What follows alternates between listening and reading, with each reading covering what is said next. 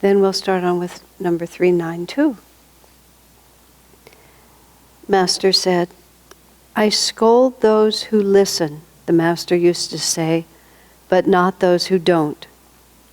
His scoldings, Swamiji says, were always meant lovingly and were never motivated by pique or personal displeasure. I always saw in his eyes, Swamiji said, if he happened to take me to task, a deep regret for my sake at having to speak in that way. Master said in another place, I believe in this book, he said he much prefers to communicate with the eyes or with a nod of the head. He says the people who were in tune with him didn't have to have it explained to them. They could just understand from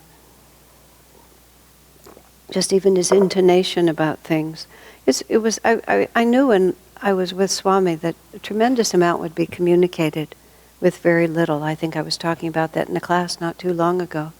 Just sometimes a verbal conversation, when I would actually write it down later, would have just been a few sentences.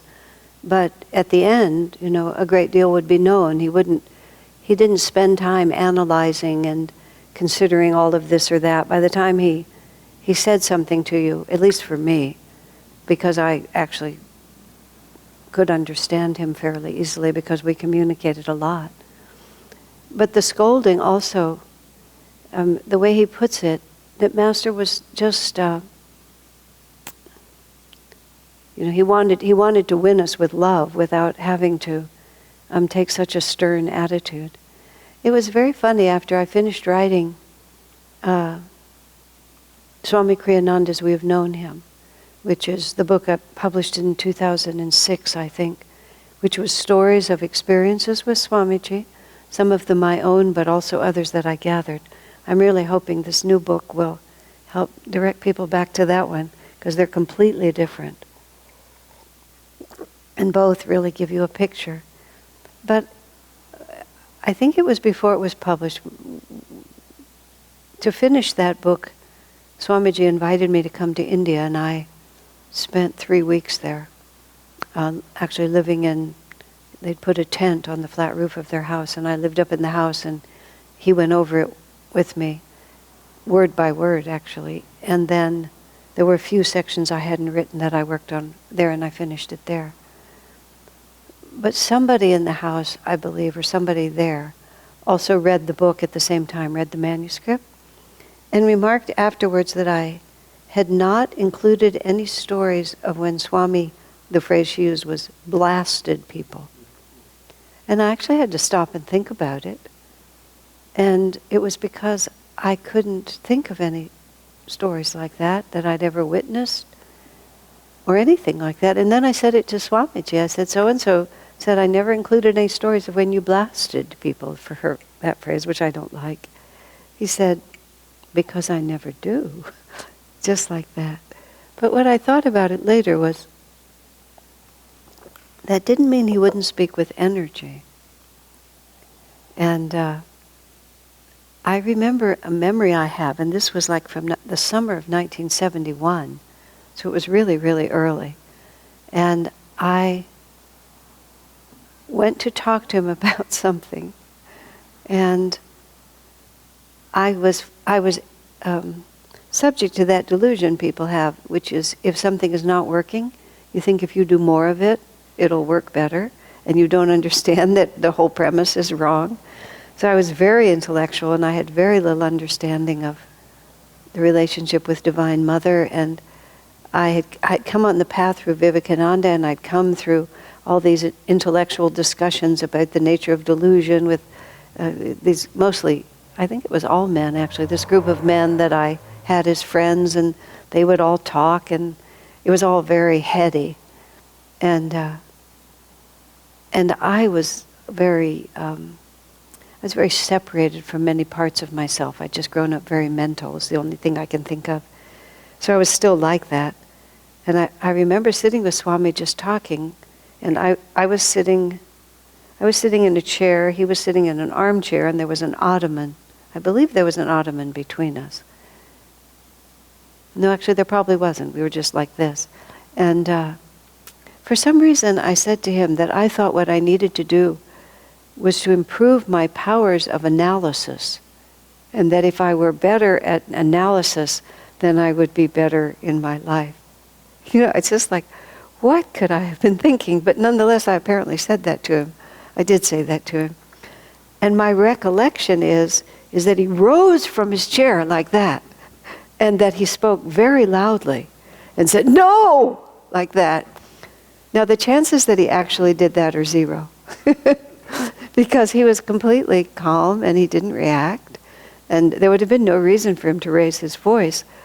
But there must have been so much energy coming out from him. I actually wrote this story up in that book, and the way it felt was like he wanted to capture that thought of mine and just grab it and just obliterate it before it had any chance, to gain any traction. So he put out this great force of energy to change my direction.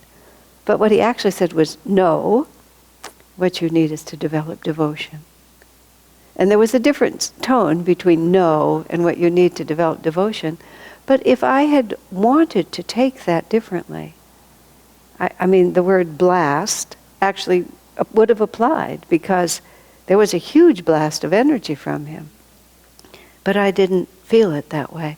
One time he corrected me, and it was a correction that he'd been saving for a really long time. It was about one sentence. And after he spoke, I couldn't breathe. I mean, I really couldn't breathe. I had to walk out of the room, and I had to just find my breath, because he just literally knocked the breath out of me. But it was just one sentence spoken definitely. And Swamiji actually said part of the reason that he thinks that sometimes people feel that is if there is an egoic resistance to what he says. And then when the energy comes, there's a force like that, and it feels like that. I certainly required correction. But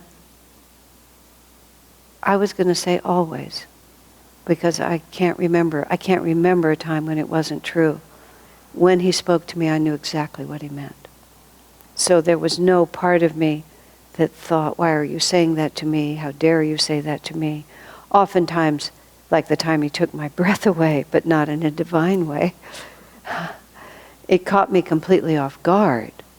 So it's not like I was sitting there knowing it. But it didn't, in and of itself, it was, yeah, that's right. I was quite capable of being hurt. And I could be hurt for a really long time. But I wouldn't be hurt at him. I would be hurt because I was fragile.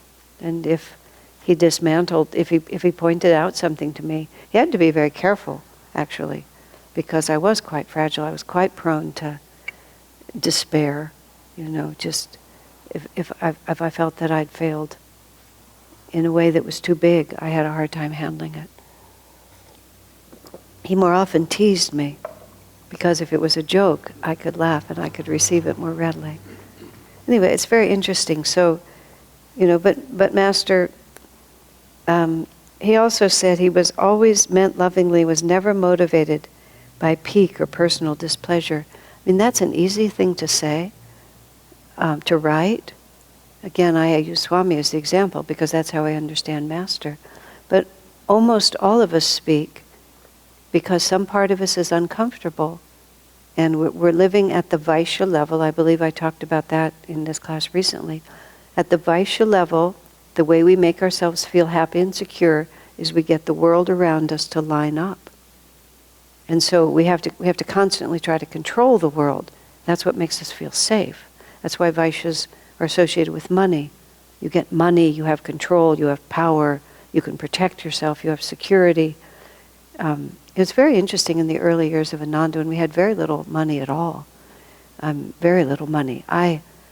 There were community fees from which I was exempted because I worked directly for Swami. That was kind of a courtesy extended to him. And I had this little trailer that I'd paid like $150 for, or something like that. So it was all paid off.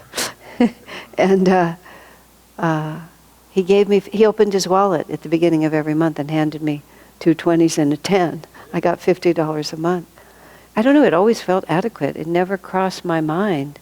And I have many insecurities, but that was not one of them. I come from a family where we're by no means wealthy, but if everything had crashed and burned, I could have gone home, so to speak. And I recognized that some people didn't have that behind them. So their sense of the need to be financially secure was different than mine. I recognized that. But that wasn't in my head that I would do that. But when I look back on it, I realized that. I just always felt like I'd be fine. So what was the point of that? Oh, it was very interesting to me in those years to see what money meant to people. Because for a lot of people, money was freedom. Like, I don't have to stay here, I can leave. And so if they were concerned about commitment or concerned about the future there, as long as they had money, they were safe. And I just mean, I'm talking any money. I'm not talking thousands of dollars, just enough money to get out of there if you needed to. And I would watch over the years, because I always watched everything. As people felt more secure in the community, about the community, then they were less concerned about money, because they didn't need that freedom anymore. You start trusting the group. Money is very, very interesting. I was thinking about it today.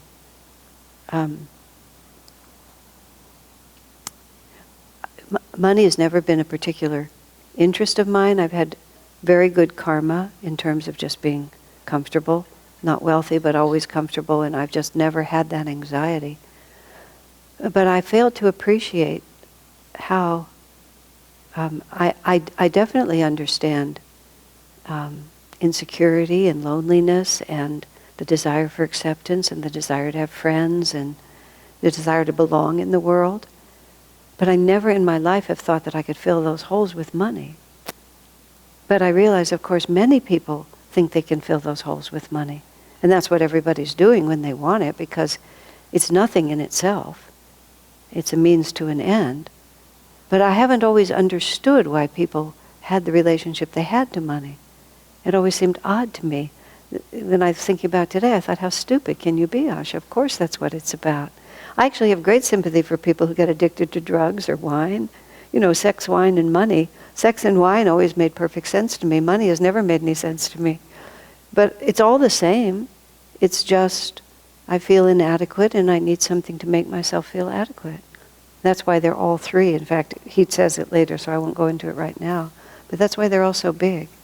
But when Master would scold people, it would just be because, but it would never be, this is what I was starting to say. Most of us say things to other people because we need them to be different. Because some part of us needs them to be different. And I can just remember being, upset with people for various reasons, because their actions upset my equanimity. And so I wanted them to be different so that I could feel secure again. But I never saw in Swami, and he says the same in Master, Master's bliss was unconditioned. And so his only desire was to help us. Swami's only desire was to help us. He didn't need us to be any different. He wanted us to be different, but that was, as he writes here, for our sake. I mean, that's a state of freedom devoutly to be aspired to, where you're just content in yourself, and then you can be useful to people. That's the point. Master wanted just to be useful to people, that's all. Will this help them? I grew suspicious myself over the years because I've often been in a position of leadership. But when I learned slowly, and I learned by numerous disastrous experiences, which is unfortunately the only way we seem to learn, that if I ever needed to tell somebody something, even that I felt I was supposed to tell them, if there was anything that unsettled me, I probably should keep my mouth shut, because then you're pretending to serve them, but you're really serving yourself. And I mean, sometimes it's not a disaster, and sometimes, to be fair, we have to speak because I need to speak. But it's different to say I need to speak than to say you need to hear, because you need to hear is only if they want to hear.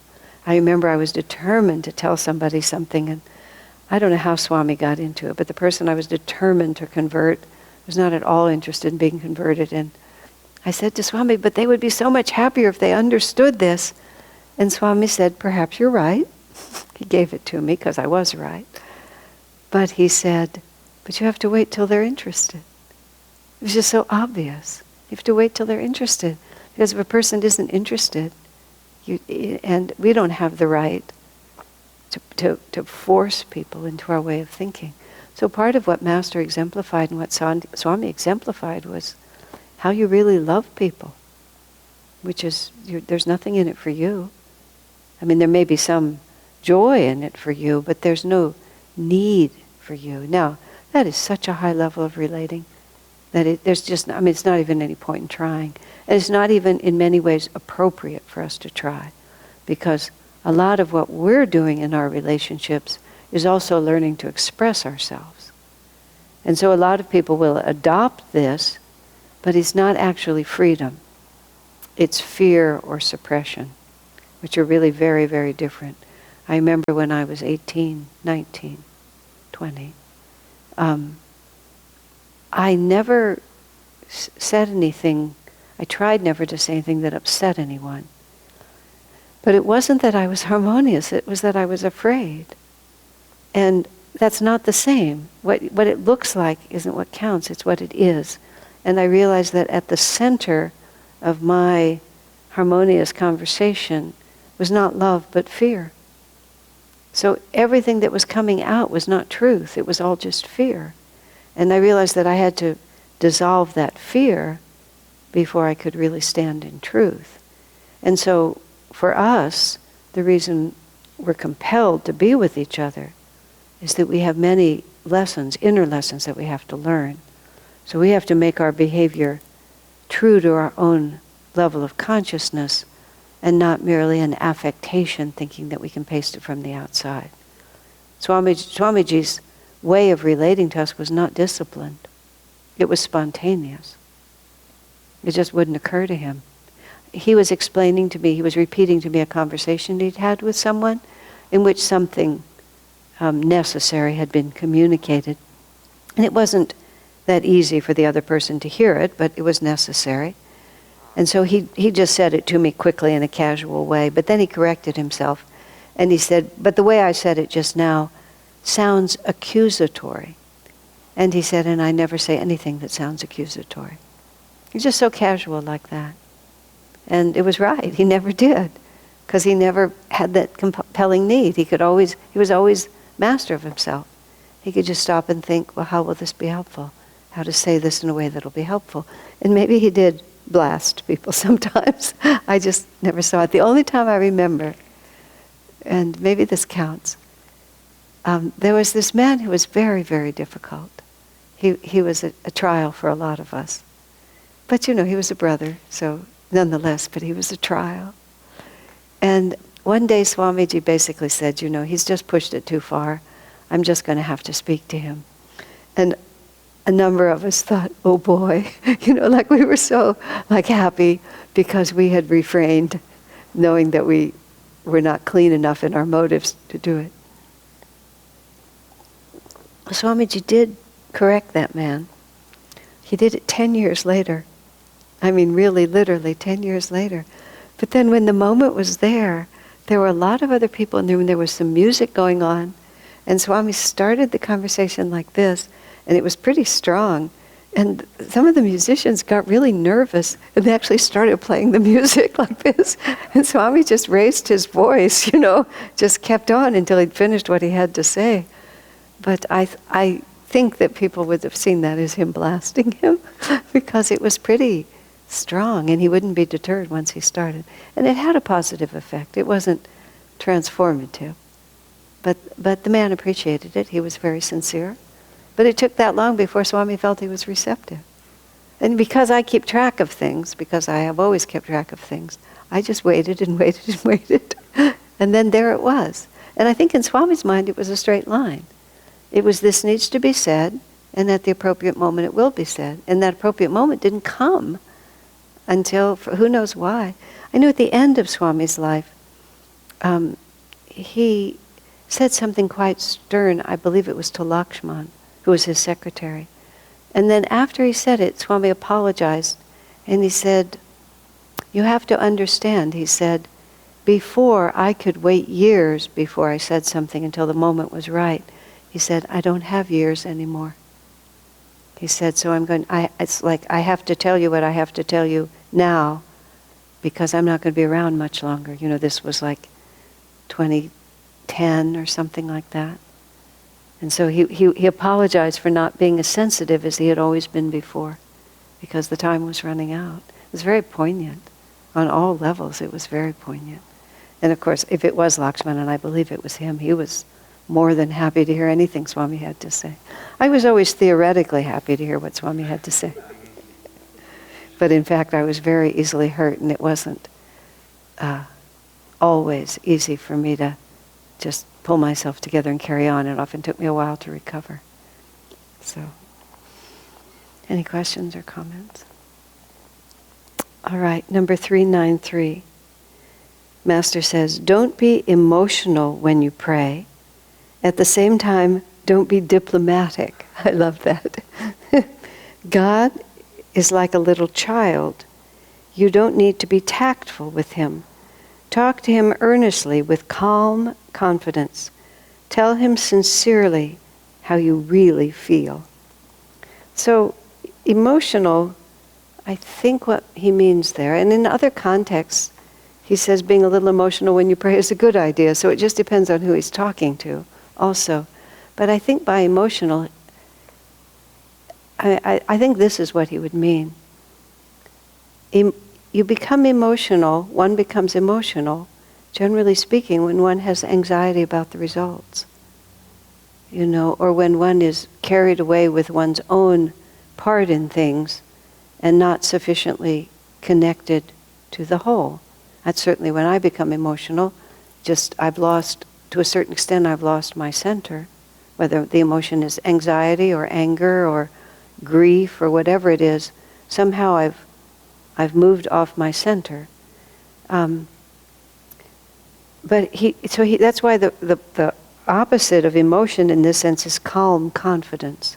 Now we have to understand the difference between emotion and feeling, because he's not saying that we should be dry in our relationship with God, because feeling really is everything. But we don't have to scream and cry and talk in tongues and so on like that. A woman friend of mine, a black woman, she used to go to a black church in Southern California where she lived, and it was kind of a holy roller church that her mother would take her to. And she said she used to sit there, and while everyone was doing what they were doing, she would pray, please God, don't let my mama do something that's going to embarrass me. Please don't let her be like those other people. But I mean, just like crazy things that happen to us. But I think that's what he means. There's no greater power in whipping yourself up into something. And he says, but don't be diplomatic, which is to say, don't feel like we can't be exactly who we are. It's like, it's just, and that doesn't mean you can't weep or you can't tell God how you really feel, but do it with calm confidence that you'll be heard. We don't have to persuade him to listen to us. It's the interrelationship with God as Divine Mother or Guru, whoever we're talking to. It's for our own edification, really. Because when we begin to try to communicate, sometimes people do it through journaling and not only through words. A lot of people write to Divine Mother. I mean, because then you find out what you really think. You say, just like it is when you're really talking to someone, you'll say something and you can tell that that's not quite what you mean. So we need to try to really put out to God exactly what we mean. Not that he doesn't know, but we don't know. Because in the effort to do that, then we actually can understand often, what the karma really is, what's really trying to happen, what am I really afraid of. I know in my conversations in prayer a lot of times, my prayer becomes, what am I afraid of? What is it that's making me so emotional? Why am I so upset? And often that's for me, has been the best question. God, why am I so afraid of this? What is it that I'm so anxious about? And that becomes the way the conversation happens. The same way when he says, you don't have to go to him with the whole story. Sometimes people have this strange idea that they can't ask for God's help. People treated Swami that way. They felt before they could ask him, they had to work it all out themselves. Now some people have different relationships. Narayani, in her book about Swamiji, she says she never asked him anything, which was her karma with him. It came to her. I asked him everything. It just never crossed my mind not to ask him. I didn't know how to go forward without asking him. But then there were people who felt, well, I have to work it all out, and then I present Swami my finished story. But how can he help you? How can God help you if you've worked it all out and you're just presenting him a finished story? You need to show him everything for one's own sake. It's yourself that you're revealing to yourself, really. But it's very strange how it gets very complicated otherwise. Tell him sincerely how you really feel. Just what's the point of pretending? There was a cycle when I went through with Swami where he was just trying to teach me a lot of stuff, and I had a job I couldn't do. And he kept trying to help me do the job, and I kept pretending I was taking his help, and I just couldn't do it. It was crazy. Went on for a couple of years, actually. And I was always saying yes, yes, but not doing anything he asked me. It was terrible. Finally he said, you always wanted to look like a good disciple. He said, but you never fooled me. I said, oh, what a waste of time. And I really realized at that point it really was a waste of time. And I was doing it inwardly too. It wasn't just with him. I was just trying to look good. To myself, I don't know what I was trying. I just didn't want to frankly admit to anyone what my inner reality really was. But when he just said that, you never fooled me, I thought, gosh, why am I making this tremendous effort when everyone around me, and I'm sure I fooled no one else, because we're all very conscious. But if somebody puts a certain face forward and refuses to back down from it, what can you do? You can't help them. You can't even relate to them if they're just busy being whoever they think they're supposed to be. But it takes a lot of courage to be yourself. It takes a lot of courage to admit anywhere what our reality is. But without that, it's very hard to go forward, because we're busy working out someone else's karma. I sort of spent a lot of time, like I need to improve my powers of analysis. I was working out someone else's karma, and of course it didn't work very well because it wasn't my karma.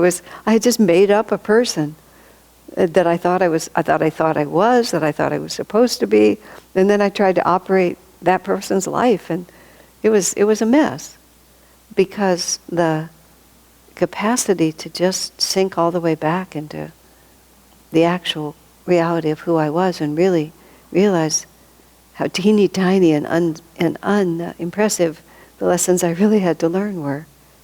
I remember a friend of mine got himself in a lot of trouble because he kept trying to follow various dictums of Master that I never considered following. It never crossed my mind that it ever applied to me. Years later, when we were sort of unraveling the various mental messes that had been created by that action, it was like, why did you ever try to do that? Just, they thought it was their karma to do that, but it wasn't, and the strain had a very deleterious effect. I had my own version of that, but also it's just like, if that's not who we are, that's just not who we are. And Master said it, but not yet for me. And just being able to sincerely be like that. I once was in the throes of a terrible temptation, and my morning prayer was, if you give me the slightest opportunity, I'm going to just go for what I want. So the only possible hope for this day is that you have to block my every effort. And then darned if he didn't all day. And I said, I'm going to change my mind as soon as I leave this meditation room. But I'd make it back, and having not messed up too badly. But that's sincere. It's just like, I want to be good, but I don't really want to be good. I just want to be good, but I'm not there. But so, therefore, what are we going to do? All right. Number 394. Horace Gray, a disciple in the Encinitas colony, had severe physical disabilities. It was difficult for him to walk, and even in speaking, he had difficulty expressing himself, for almost every word was made painful to listen to by prolonged stuttering. The master spoke of him highly one day. "Horace is very nearly there," he said. "The Lord is satisfied with his devotion." James Collar, who was among us at the time, and, like the rest of us, knew what a simple soul Horace was seeking to reconcile this new image of Saint Horace with the person he knew. He said, "It must be a very simple kind of devotion, Master, isn't it?" "Ah," the Master smiled blissfully, "that is the kind God likes. He does not come to the prudent and the wise, but unto babes." Our opinion of Horace took an upward leap from those words. We'd never had anything against this brother disciple. Certainly he was always pleasant to everybody. Institutionally, however, he was a non-entity and contributed, as far as I knew, nothing whatever to the work. Master's words helped a number of us to realize how much a person's sanctity is entirely a matter between him and God. Always, it is a question of inner consciousness. Can you imagine having a life where he's nearly there, he's nearly liberated, but he's born with probably cerebral palsy, is what Swami said later, where he just couldn't function in the world at all. It's so interesting also to realize that when we see people whose bodies are broken or even their minds are broken, it's easy to project that there's something wrong with their soul. I remember once I was giving Sunday service at Ananda Village, and in the back left corner, the back couple of rows in the back left corner, because I just usually speak intuitively to the room, but the vibration coming from that corner was something I didn't know what it was. I didn't recognize the people, but that wasn't that unusual that there would be strangers there. But afterwards, as I was walking out of the temple, I realized it was a whole group of, whatever the right word is, the word then was retarded, but Down syndrome people whose brains just weren't working normally. And they were their activity center. On Sundays they went to different churches, and it was our turn, so they had come out to Ananda Village. But it was so interesting to me because it was just a completely other vibration because the way their brains worked. But I really had to realize as soon as that body dies, there's nothing else necessarily that would inhibit that soul's consciousness. And even conceivably, one or two of them or many of them could have been very, very advanced. You really just don't know, because all it is the brain.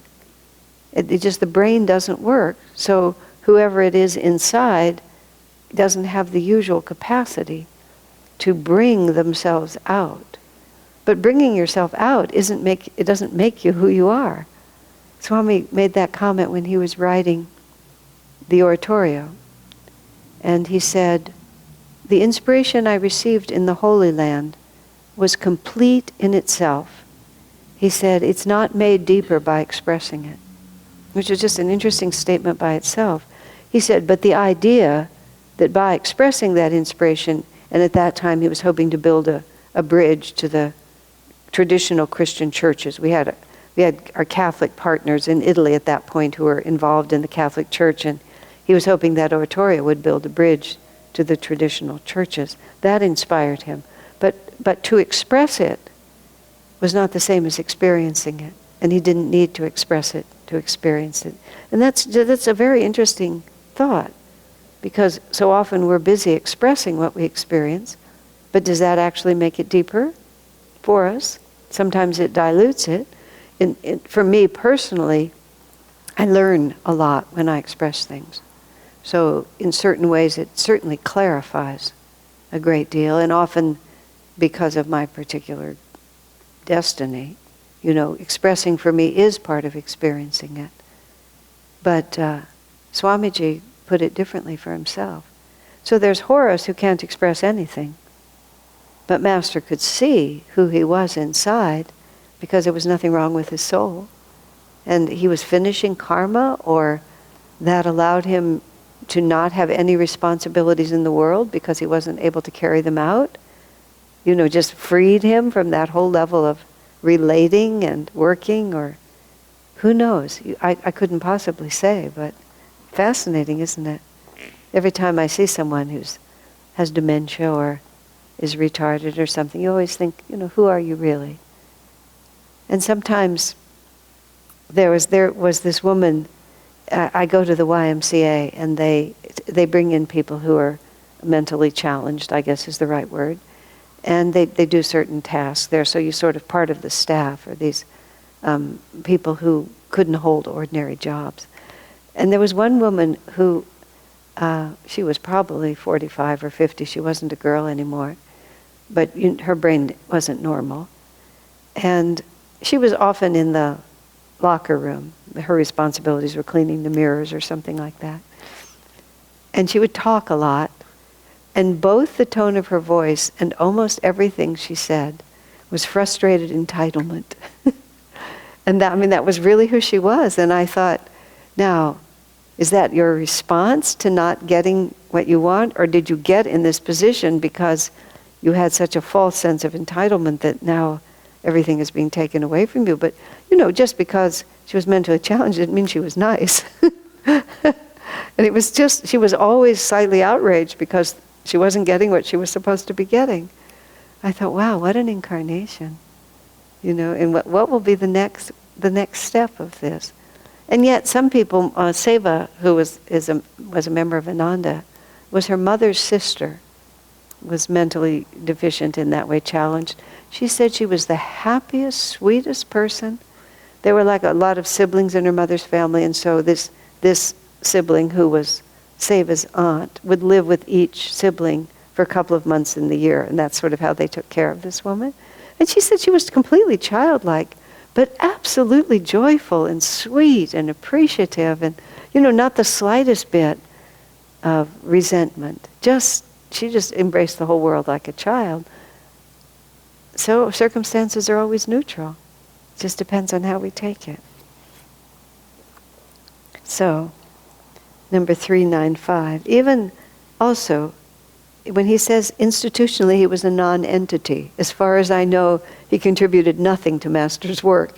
It's a very important thing for us to understand, because we often project onto the world around us the need to earn God's love. And that's a grave mistake.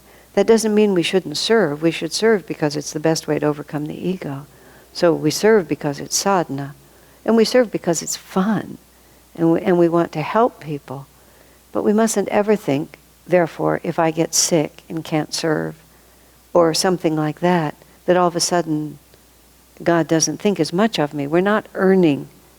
We're freeing ourselves from ego, and that makes us more receptive to God's grace.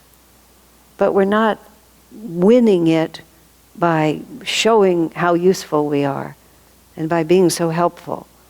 We're being helpful because it's a joy to be helpful.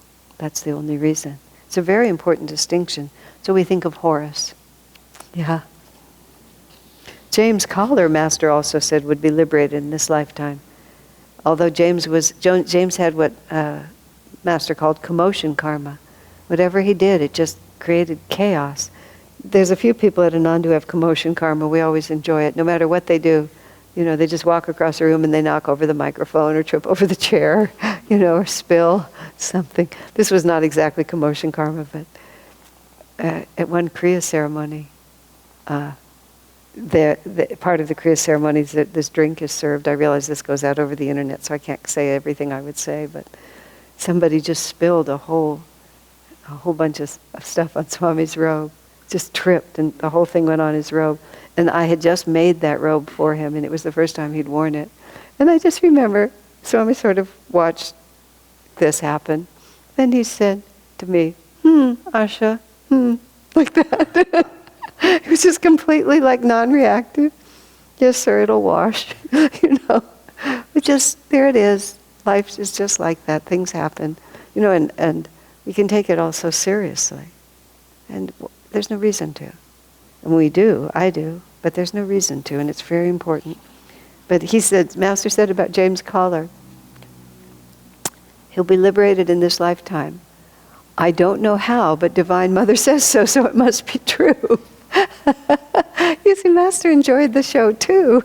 He saw what a character he was, and so that's just the way we are. Who knows? Number 395. After a Christmas banquet, several of us were sitting with the Master in the office. Guests had arrived uninvited for the event, and some of the residents had to relinquish their seats to make space for them. We briefly discussed the situation with Master. Many, I remarked, were vying for the privilege of giving up their seats. Ah, the Master exclaimed blissfully, these are the things which please me. That's so sweet. I mean, here it is, this annual big banquet with Master, and it's all laid out, and they're going to eat. And then people are saying, oh no, let me sacrifice. That's what Master wants to see. So sweet. It's the spirit Swami built into Ananda too. 396. People want to escape sorrow, not by overcoming it, but by avoiding it. They attempt, by drinking or empty laughter or excessive sleep or other diversions, to forget that any such effort to escape, they try by drinking, empty laughter, excessive sleep, or other diversions to forget.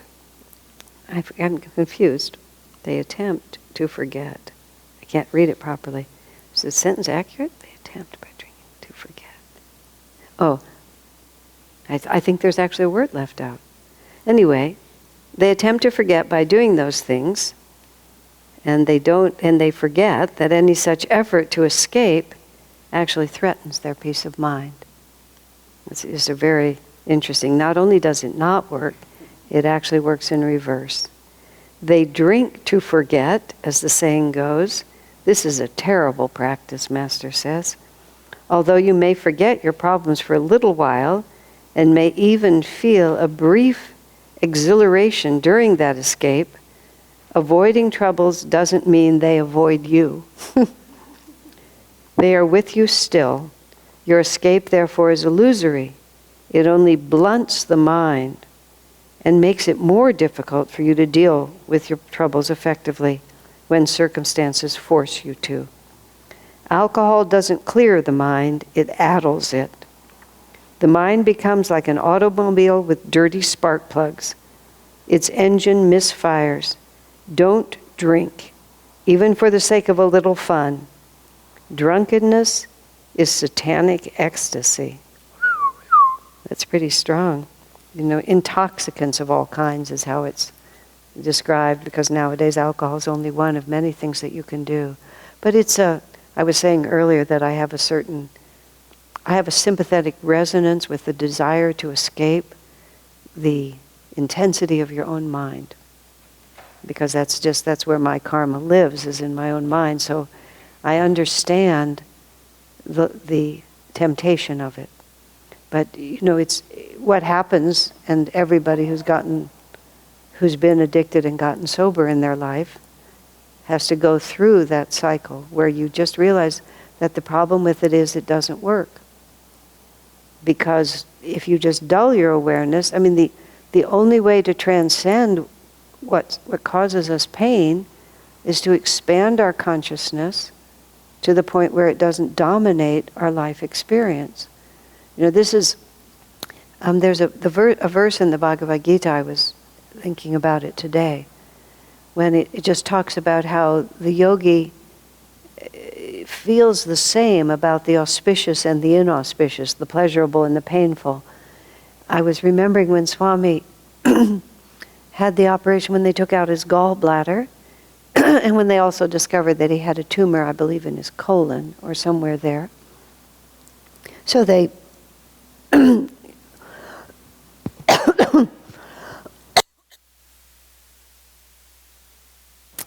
they cut him open and took parts of him out. which is not a very pleasant experience. Ripped his guts out is the phrase that Swami actually used rather graphically. And he wrote a letter, I believe just before he went into the hospital and after the operation. And he just talked about feeling so blissful. And then he quoted that chapter from the Gita.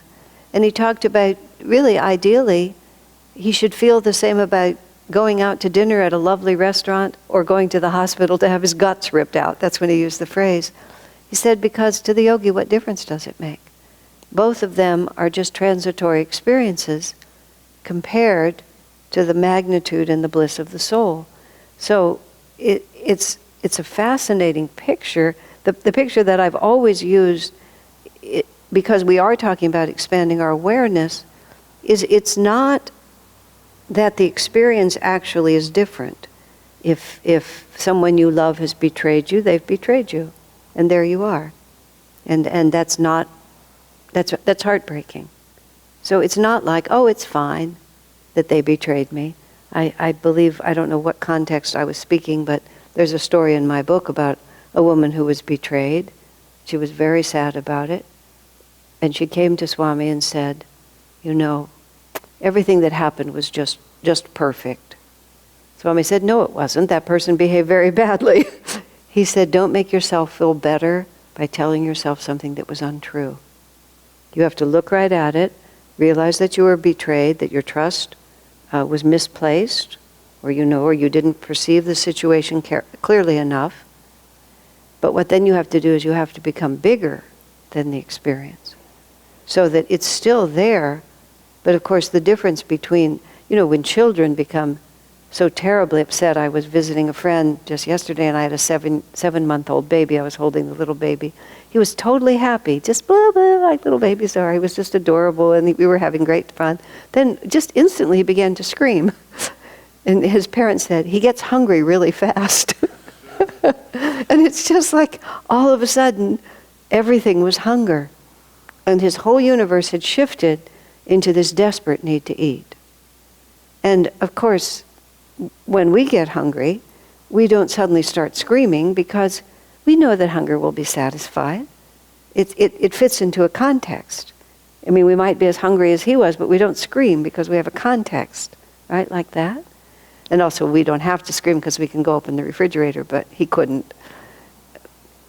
But when our heart is broken, it's broken. And it doesn't pay to say it didn't happen. But at the same time, it's just it's a wave on the ocean compared to the reality of the soul. And that's how the yogi just regards both experiences as the same, because they're just the gunas interplaying with each other. And I don't even know, it's hard to really understand. When Swami would talk about it, and when the Gita talks about it, there's no difference. I mean, it's just not something I'm even remotely capable of embracing. But I understand that it is possible, and that's where we're trying to go. And that's how we have to try to solve things, is not by running away from them. And with alcohol, specifically, which he's talking about, or any kind of intoxicants, it's just, I want it to stop. And we try to make it stop by making ourselves smaller. But as soon as the intoxicant wears off, it's not only that it's still there, but because we've made ourselves smaller, it often looks bigger. That's what Swami says, what happens when we run away from a test, and then we just get the same thing, only bigger. Not that the test is bigger, but we've become smaller in relation to it, because we didn't have the courage to face into it. So that's what happens every time you choose to dull your awareness instead of expand it. And he says, that alcohol itself we know this chemically. It just gradually makes you less and less capable.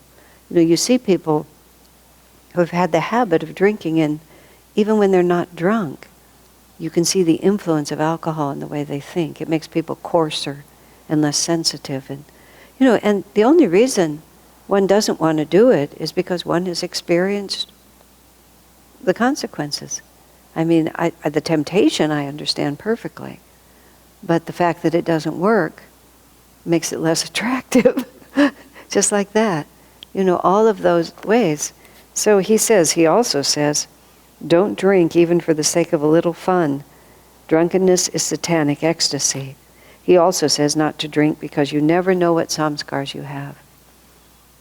Sometimes people have such strong samskars from the past that if they step into it a little, then they open a big slide downward. He was not at all in favor of allowing people to experiment. Of course, people experiment. What can you say? Children experiment, young people experiment. But he did not take it lightly. He did not feel it was a small thing to do. Swami himself said he drank beer when he was in college. But then as soon as he read Autobiography of a Yogi, well, he said when he read Autobiography of a Yogi, I believe he went back into New York City after he'd read it, somewhere in there, or in some context. Maybe it was before reading Autobiography. But it was a hot day and he had a cold beer. But as soon as he drank the beer, he was conscious that his awareness had been dulled. And in that moment, he just repudiated it, never thought about it again. Because why would you dull your awareness when awareness is everything? And this is how you gradually wean yourself away from this. You just experience that it doesn't bring you what you want. This is not Moses declaiming from Mount Zion. This is actual true life experience that we can verify, which is a very different, it's from the inside out. Morality becomes experience rather than dictum, and that's quite different. Let's take a few minutes and then we'll come back. Let's take a short break. Any other comments or questions? Sometimes during the break we have interesting conversations and I don't know whether to just repeat them all or not. I will repeat this one because it was very interesting. Somewhere in this book,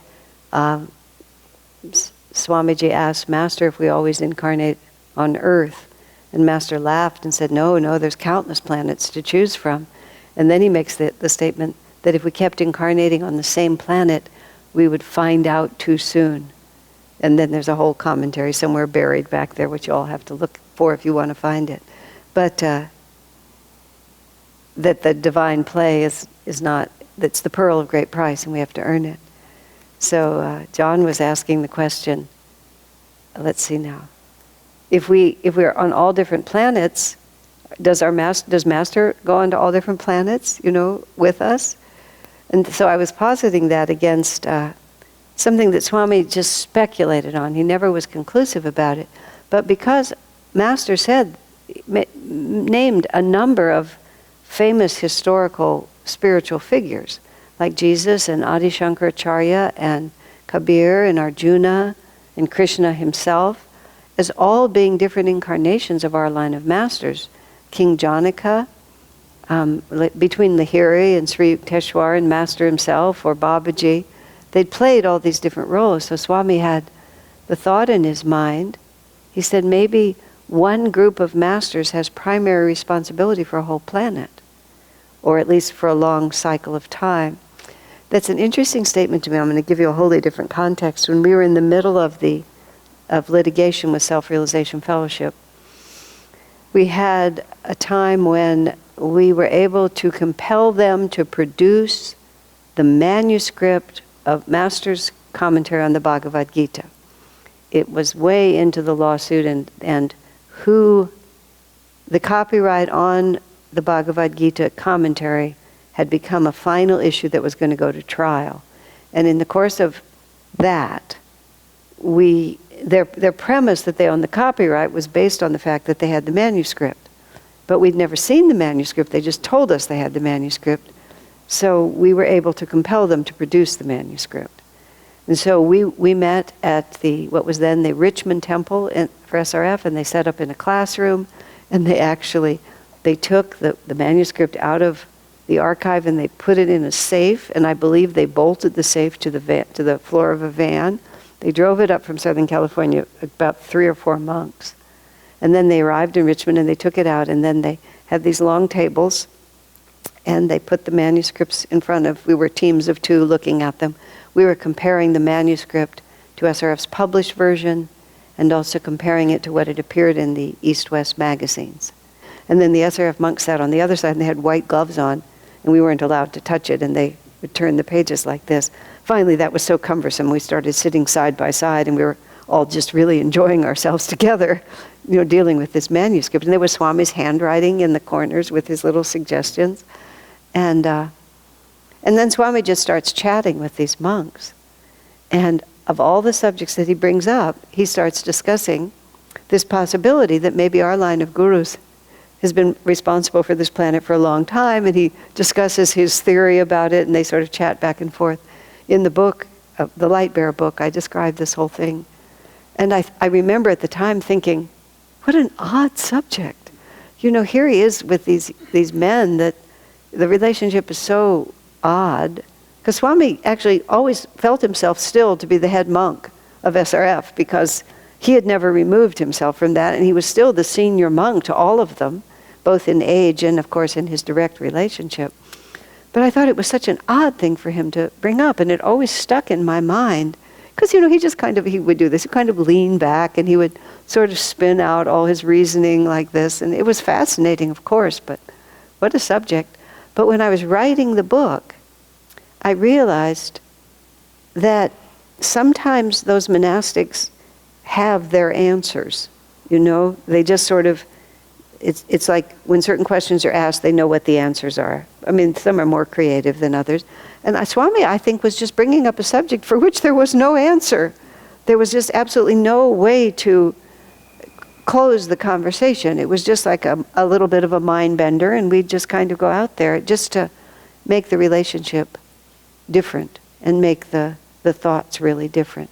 Now, let me try to remember even vaguely. Oh, I was talking about the other planets, right. I was just talking about now it wasn't from the book, it was just the interleaf. But the other part of being on other planets, which is just a question, and I wish Swami were still here, because these are the kinds of things you really would like to ask him, because who else could answer it? But just thinking it through, it's like we don't always incarnate with our guru, even though he is our guru through many lifetimes. And I don't know if we always incarnate with his advanced disciples or not.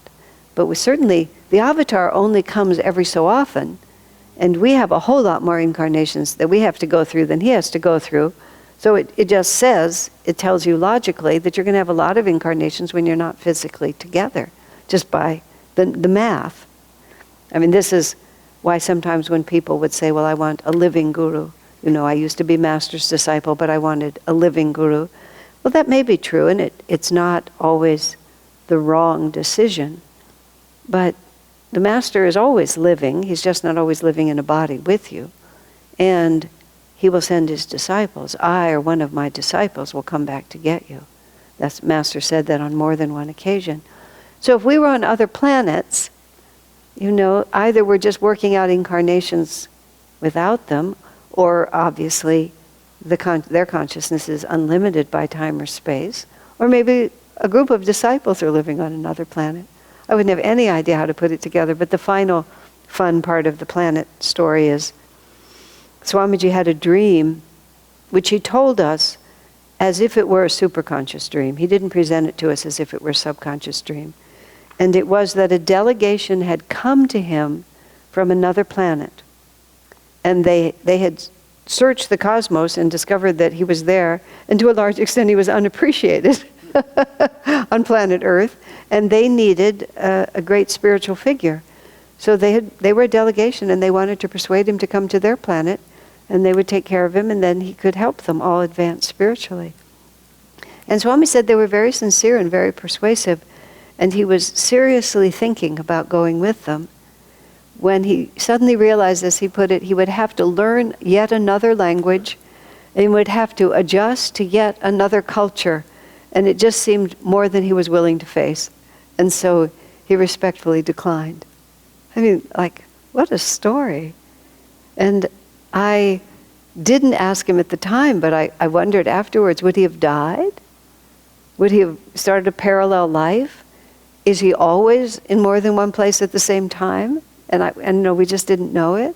It was what it does for me is when anybody tells me any weird thing about time travel, or somebody was telling me about the leader of a community that is a well-respected community, and Swamiji, the man is now passed away, but Swamiji had a high regard for him. His story was that he was from the future. and that he had come back from the future in order to help this time on earth to try to put it in a better direction. And it's like, I just thought, why not? You know, why could that seems as likely as anything else. I just stand back because so many things don't fit into our tiny little world. Swami was always extremely interested. He didn't always believe everything people said, but he was always very interested in what they said because so much of it could be true or would be true. Because we're just on the cusp of finding things out. Yes, Joycey.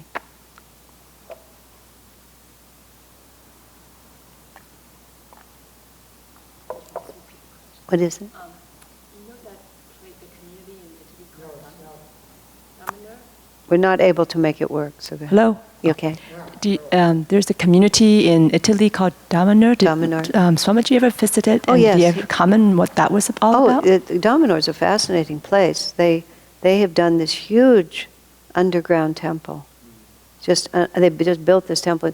No, they became, Dominor and Ananda became quite close when Ananda was, when we were arrested, when we were persecuted by the police. And Dominor had been through a lot of police persecution. And one of the things that happened, I think that was when we first met them. Maybe we already knew them before. This is the royal we, because I was never in Italy. But when we were persecuted, they came and they gave us a lot of advice and helped us with that.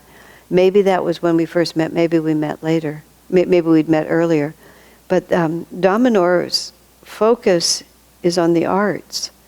And they helped stage a performance of the peace treaty. It's translated into Italian, and they performed it at Teatro Valle in Rome.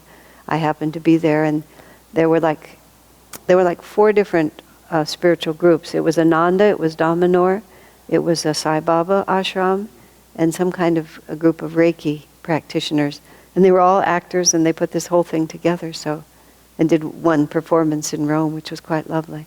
So yeah, there was a lot of back and forth between them. It's a very impressive group. But on a completely different wavelength than us, wholly different way of thinking and doing things. But there's lots of karmic groups. Years ago, I was in Texas on a lecture tour, and I had some time off, and I went to NASA at the time when NASA was all centered in Houston. So this would have been like it was 1984 or something like that, maybe 85. And as soon as I stepped onto the campus of NASA, I said out loud, oh my gosh, this is an entirely other karmic group. Like all these people who are putting people into space, these are the Atlantean scientists who knew all of this before, and I could just feel this incredible interconnectedness among all those people, the same as I feel on the land at Ananda village where I lived. I would step on the land and I would feel this tremendous interconnectedness. But this was a totally other group, just doing something else. And I mean, think of Apple Computer and that crowd, or Intel or Google. I mean, now they're all moving into another reality. But when they started, there were all these very closely connected karmic groups who'd incarnated to do this particular job. And with this particular scientific interest. I'm sure in all of the places, especially where they're doing really revolutionary things in relation to Dwapara Yuga, that they've incarnated to do it. Swami said the Atlanteans, the Romans, and the East Indians, that's who's here right now. The Atlanteans, a lot of them are the really extreme scientific people who caused that planet to sink, that continent to sink, because they got so out of tune with Mother Earth. And a lot of them are doing it again. The Romans are just the hedonists who by their pure debauchery brought down their civilization. And they're here doing it again. He said they're mostly in charge of the entertainment business, is what he said. And then the East Indians, and the American Indians, 2 kinds of Indians. American Indians are doing all of the green ecology. They're trying to save the planet because they watched the Europeans come in and wreck it. And so they're coming back to try to help us to hear what we weren't willing to hear those few hundred years ago. And then the East Indians, which is a lot, I feel like I'm both kind of Indian. A lot of us are both kind of Indian. And we're here to bring people back to the right kind of understanding of God. And it's all just playing itself out, and everybody's playing their part again. You know, we're all just trying to see if it works any better this time. And we'll see what happens. Everybody gets to have their chance. That's what's so hard to understand. You think God should keep some of them in their cages.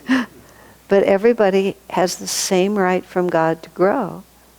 So everybody finds a planet and a context in which their own next step can manifest.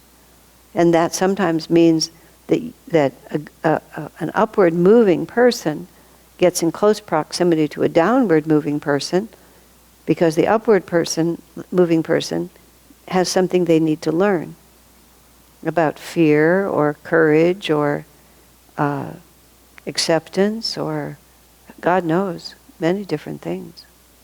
You know, because many good people are subjected to evil people.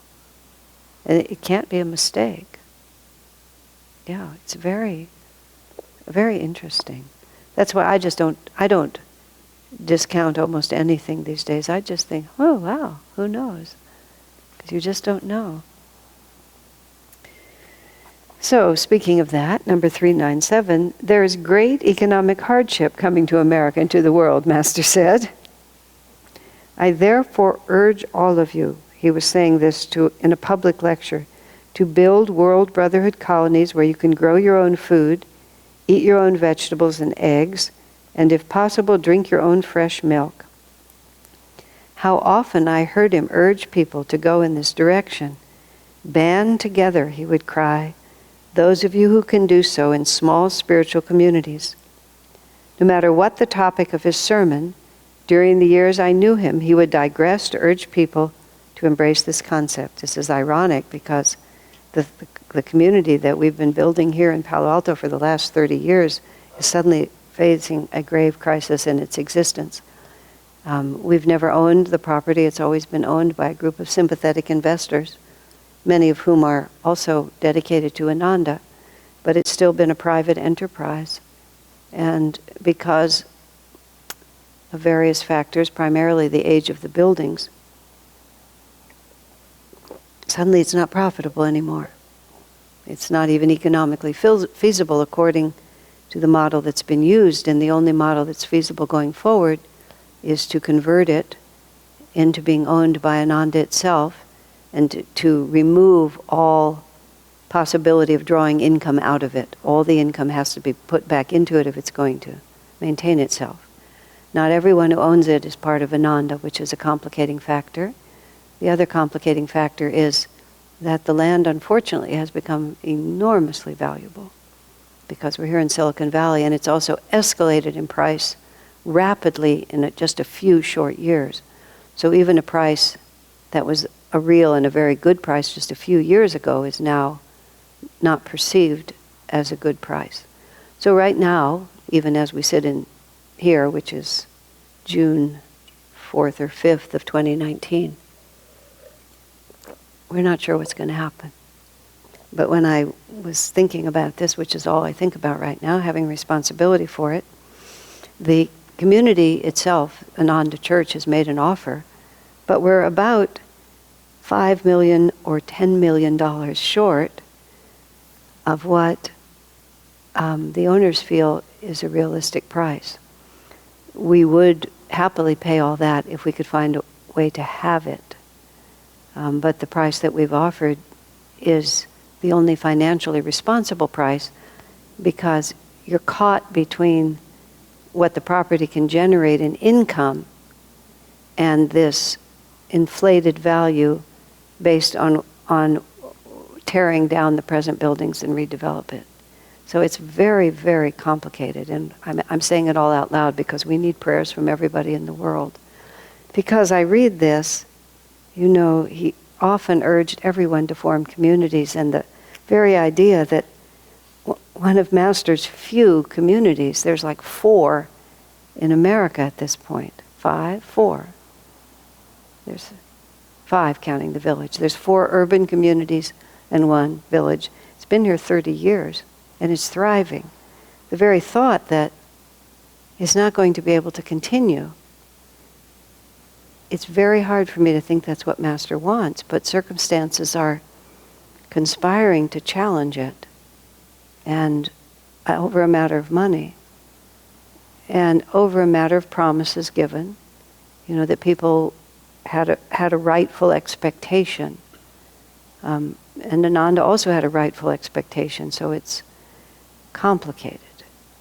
But anybody who's seeing this, especially in real time, please pray for us. And if anyone has any really good ideas about how we can generate more money. I don't feel desperate in the sense of I feel that Swami's standing strong, and that I can't see it going away. I can't think of any reason. People try to give me reasons, maybe God has a plan, maybe this, maybe that, which is all true, but I never saw Swami respond to a challenge by saying, oh, God has a plan. He responded to a challenge by saying, I need to act. And so we're acting, and we're acting with a great deal of strength, and we're acting in cooperation with the people to whom other promises were made. But we need a superconscious solution. So your prayers would be appreciated. So I think that's enough for tonight. God bless you. We did 392 through 397.